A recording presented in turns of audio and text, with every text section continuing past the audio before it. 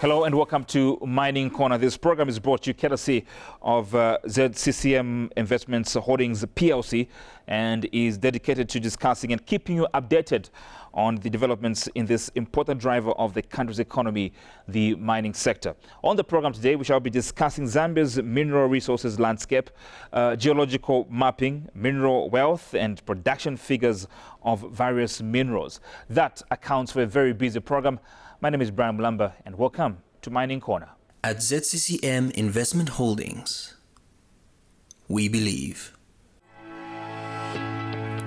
sustainability is our focus for long-term success.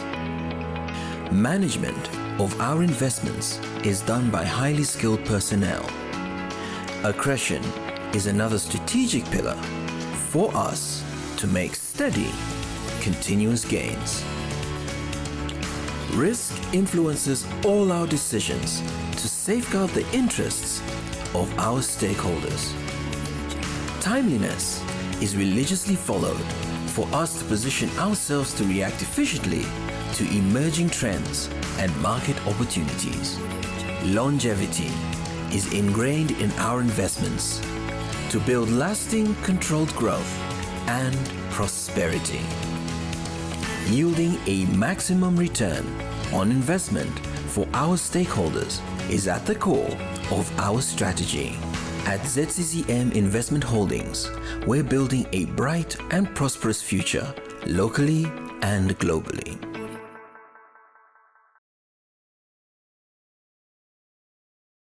Thank you very much for staying with us. Now, in July this year, the countrywide high-resolution geophysical aerial survey was launched by His Excellency, the President of the Secretary Republic, Mr. Hakainde Hichilema. Now, this has been described as a huge step in documenting the distribution of mineral wealth in the country. My guest on the program is Permanent Secretary in the Ministry of Mines and Minerals Development, Dr. Hapenga Kabeta. It's good to have you on the program, sir. How's the mining sector doing? The mining sector, I think, is looking up. All right. And the last time I appeared on this program, I indicated that you must watch this space. Yeah. And things are happening. All right. In a big way. Excellent. And talking about things happening, in August, on the 14th of August, to be specific, yes. The countrywide high-resolution geophysical aerial survey was launched by His Excellency, the President of the Republic of Zambia, Mr. Hakainde Hichilema. Just give us, and if you don't mind, just be as layman as you can for our viewers to appreciate what this entails. What is this exercise? What are the benefits that come with it? What this entails from the meaning is countrywide high-resolution aerial geophysical survey simply means a method of collecting geological data where we scan the underground or the subsurface using airplanes, helicopters, or even drones. Those drones or helicopters, they are fitted with the sensors that penetrate the subsurface in order to understand what is beneath the surface. And that is simply the program that the President launched. And it helps us understand what is underground without digging the surface. All right. So it's basically to understand the mineral profile. Is it? Am I correct? For our purpose as a country, there are three things that we want to understand. The first one is what is the geological formation underground, that is the minerals that we have. The second one is that we need to understand what the water, underground water, that we have in the country is all about. Zambia has about 40% of underground fresh water. So we need to understand where it is. And it's also important for irrigation and other related activities. And in addition to that, we also want to understand if we have gas or oil underground. So with this study that we are carrying out, we should be in a position to be informed as what is there. So it's an understatement to say this is important for the country's mining sector. It is correct? Fundamental, very important for the mining industry in the country. Yes. Well, I appreciate that we've had concerns the launch and the news around this particular undertaking by the country was received with mixed feelings. And the concerns were ranging from, first of all, it's taken too long, or it will take too long, and also that there is a huge cost implication which the country has to bear, as the country undertakes this process. I'd like to get your reaction to these, concerns. The first one is the last time it was undertaken was 1972. I don't know where you were. I was not even an idea. You are not an idea. 1972. And the technology that was used at the time was a little bit not as developed as it is now. Because a lot of minerals that we are likely to discover this time around would not have been captured. And it was not captured in 1972. So why it has taken so long, I'm not in a position to give an intelligent answer. But where I stand is a program that is important, and that's why we want to have it undertaken. A program of this nature is expensive because there is a lot that requires to be done. We are talking about covering the whole country, Zambia. By the time we are completed the program, we shall fully understand what mineral is likely to be where across the whole country, and that has significant implications for the country. There is a cost, but when we do a comparative study, you actually find that in a country like Angola, they invested $400 million to carry out a similar study. In Congo, just looking at the Katanga region, the amount of money they have spent is north of 100 million. Ghana spent somewhere in the region of 400 million. So ourselves, we are spending $98 million. So yes, it's expensive, but comparatively, we had a better deal. It's very competitive from our end. All right. Okay? So why should we spend so much money? Everybody's saying, is it necessary to spend so much money on a program like this? Mining is a backbone of this country. It's a backbone in the sense that we are dependent on it when you talk about export earnings. You are talking about employment. You are talking about tax income that comes to government. So significantly, the mining industry contributes a lot to the country. But it can do more than where we are. Because a lot of what we think we know, we don't know. Hence this program. So when we talk about this program, there are quite a number of advantages. The first thing which you referred to earlier is that we are going to know the minerals, the mineral formations that we have in the country.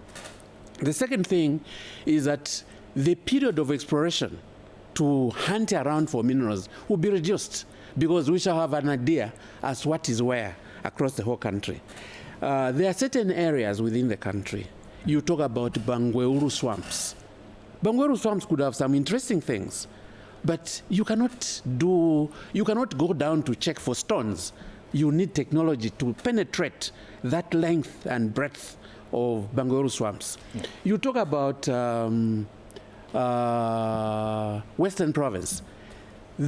For you to move from the surface of Western Province, going to where you find the first rock, you are talking about almost 100 meters. The rest is sand.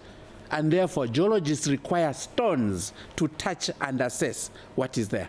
And therefore, this technology we have will be able to penetrate down to read and tell us what kind of minerals are underground.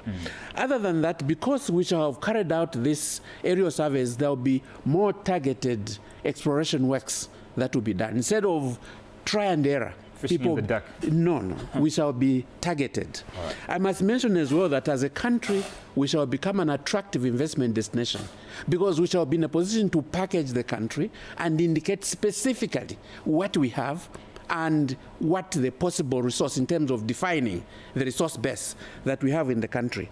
I must indicate as well at the country level, there will be job creation because there will be increased investment in the mining sector. You talk about increased revenue to government and improved service delivery. Because you have enough money that you are collecting for the mining industry, there will be increased investments. Government will be in a position to make commitments. We are talking about free education. We are talking about access to medical services. It is only through such an investment that we should be in a position to understand what we have. All right. Well, P.S., I'm afraid we have to leave it here for now. Thank you very much indeed.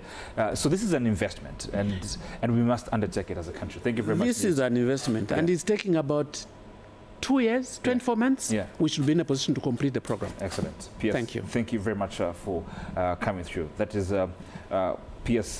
Dr. Hapenga Kabeta, PS in the Ministry of Mines and Minerals Development, appearing on the Mining Corner. You're still watching Mining Corner. Now, we have been on the road highlighting different projects, and today we visit Chidabombwe as we zero in on the state-of-the-art Mingomba Mine Exploration Project and find out how it's panning out.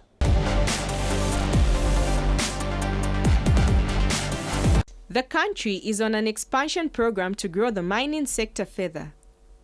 From actualizing diversification of minerals and the opening of new mines, this is a new dawn that will shape Zambia's main economic driver. Today, we take you to a Mingomba mine in Chidilabombwe. The cobalt metals Mingomba mine is said to be among the largest mines in the country. With over $2 billion United States dollars in mine development and support infrastructure, the future is bright. The geology of the copper belt is very intriguing, and it's known worldwide. Okay, so, but however, in the past decade or so, there's been very minimal exploration. Okay, so as a company with cutting-edge technology, this was a great opportunity for us to deploy our tools and our capabilities in this region. Although in exploration stage, Mingomba mine is already showing its prowess through the use of high-end technology. Artificial intelligence is the revolutionary story that will make mining here faster and more efficient. We live in a world of disruptive technology, and these innovations are being used in various ways to solve problems. At Cobalt, we are using artificial intelligence to help solve exploration problems, thus thereby maximizing our discovery opportunities. We are doing this through a systematic deployment of a suite of statistical tools and models to improve the predictions of where to explore. This allows us to understand the subsurface of the Earth and the structures beneath that.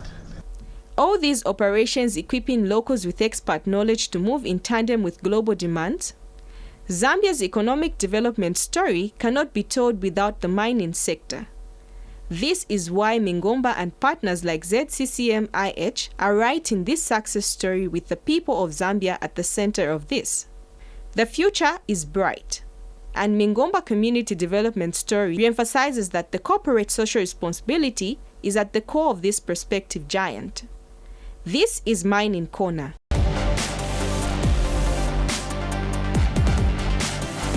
Well, that is very, very exciting indeed, because Mingomba Mine Exploration Project will see copper and cobalt produced at a large scale. And you can imagine how this is exciting news for the mining sector and, of course, the people of Zambia. Now, let's further our discussion this beautiful day as we host ASMEC founding president and mining consultant, Willie Sweater. He will be helping us discuss more on our topic of discussion. It's good to have you on the program. You were listening into the interaction I had earlier on with PS. I'd like to get your impression with regards to what government is undertaking. Thank you very much indeed. Yeah, from the interview with the Permanent Secretary, Mr. Kavitam, I think the investment that the government is putting into exploration, where one would suggest that maybe the private sector should be fully involved. But these undertakings, because you just spend the money, you know, exploration is where you sink the money and you don't get anything out of it. If you're lucky, you get something out of it. So mostly it's undertaken by governments. All right. But when governments do this, they seek also financial assistance from multilateral organizations like World Bank, the EU, and others. They come in. I don't know what the arrangement is in the Ministry of Mines here. All right. Yes, with these institutions. So it's a very necessary tool for exploration. Just imagine even covering an area around you, say where you live, your own place there, to be able to able to find out that actually you have something underground there. What geologists do is they go in the bush, they draw lines physically in the ground, and they leave certain spots where they'll go and get some samples physically. And those samples have now to be taken to the labs, analyze them, and to get the results. To be able to know what is actually in the ground. All right. That's an indication. I know that Pierce gave examples of countries where this has Yes. worked. Would you care also to elaborate more as far as that is Yeah, concerned? the recent one is Namibia. Yeah. Namibia completely have covered their country with airborne geophysical surveys. And that is very good for industry. The investors now will come in because they have a tool, they have the information, where to go, other than just going anywhere looking for anything you may find or you may not find. All right. Yes. And let's talk about the issue of artisanal miners, small-scale miners, if you like. The program is not intended to address issues related to small-scale mining, either illegal or otherwise. What the program is intended to is to indicate areas in the country where you can go and prospect. Whether this will result in also attracting these illegal miners, that we don't know. But obviously, where individuals know that the area now is well prospected through this airborne geophysical surveys, and if information is available, if they're able to get that information and interpret it, they will go there. But they should not go there illegally, because the government is very open. I've been in ASMIC for some time. I was also in the ministry. The government is open to help them go for areas where they should be able to get the mining rights to enable them undertake whatever they would like to do, rather than going illegally. You risk your lives there. Yeah, you have been in the mining sector for a long time. Yes. This exercise, in your view, at what level will it leave our mining sector? It very, very, very, because you cut out all the exploration, which these guys are supposed to look for areas. The information is right up given it to you straight to say, okay, you go to Northern Province, or Western, Southern, or anywhere. This is what we are lucky to find. And then you go and do your detailed exploration, meaning actually you have to drill to take your soil samples as well and retest that which the geophysical survey has revealed. All right. Yes, but it shortens the period of you doing anything of nature. That's true. But also let's talk about the issue of accountability in terms of mineral resources development in the country, and to what extent this undertaking is going to positively influence that undertaking, this aspect. Yes. Accountability, if we're moving towards looking into the areas, issues related to illegal mining and so on. It's illegal mining will still be there. In many countries which are very developed, there's still some illegal mining going on. It's reduced because there's policing there, which enables that they're able to deal with these issues. But to eliminate it completely, we will not be able to eliminate it completely. You take around our countries surrounding us here, wherever you go across into Zimbabwe here, you find a lot of illegal mining in gold. So this will still will go on to some extent. It will be managed somehow, but it will not be wiped out. All right. Yes. There's been concern. Those who care to analyze the mining sector in the country, there's concern and some allegations that some mines, for instance, will give you an impression that they're mining this particular mineral, when in fact there are deposits of other minerals at that particular mine.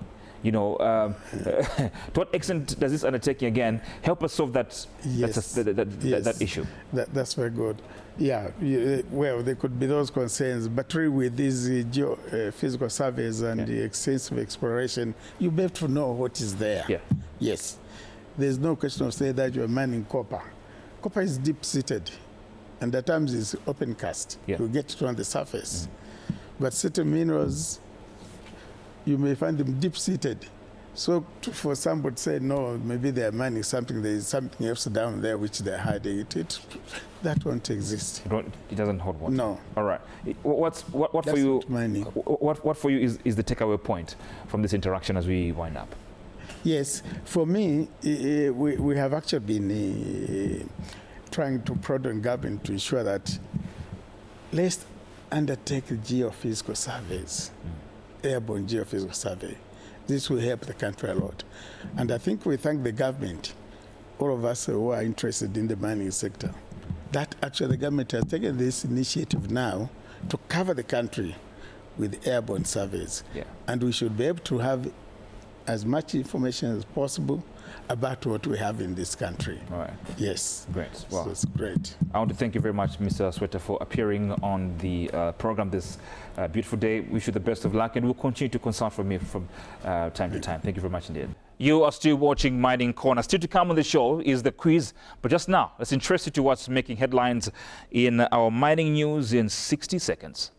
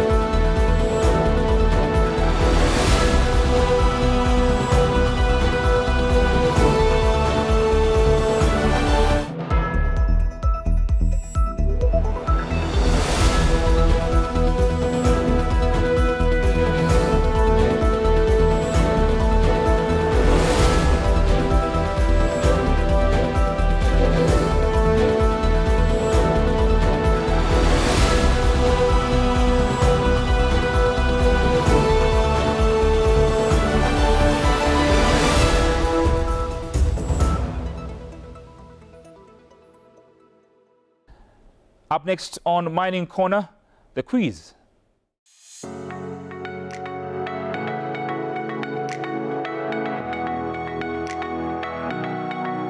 And so now I'm joined by Kateule Nakazwe, who's Corporate Affairs Officer at ZCCMIH, to give us more information with regards to the quiz and who has won when it comes to the attempts that were made on the various media platforms. It's good to have you on the program. Thank you for having me, Brian. All right. Yes, so we did run a quiz on our social media platforms. Yeah. The first question was, what does ZCCMI stand for? The second question was for the viewers to name the 3 top copper mines in Zambia. The third question was, which company was merged to form ZCCMIH? And the last one was, in which year was ZCCMIH formed? Yeah. I'm glad to announce that we have 2 winners out of over 100 participants. Some people posted on our social saying that they are worried now there's AI and Google. You can simply ask them those questions and they'll give you the answers. But surprisingly, we didn't get a lot of correct answers. So I'll go ahead and announce the winners. Our 2 winners are Zakadocious Manda and Adolf Ndioi Lifumbo. Congratulations to these winners. We'll be giving them some branded goodies. Right. You get a goodie bag from ZCCMIH that will have both branded goodies from ZCCMIH as well as some of the companies that we have shareholding in. Awesome, awesome. Those prizes are very attractive for our viewers. I want to imagine those who didn't take part in the first quiz. When can they do that? They can take part in the next one. We'll be posting the quiz questions on our social media platforms. Yeah. They can post the answers there. Then we'll come back to in the upcoming episodes and announce who the winners are. Excellent. So they need to be on the lookout for questions. Yes, on the ZCCMI social media pages. Great. All right. Thank you very much for coming through. Thank you for having me. And the 2 winners must be very excited. Yes. I can imagine. Thank you very much. Well, that will do for Mining Corner. We are back again next week at the same time. My name is Brian Mulamba. Thanks for watching. Bye-bye.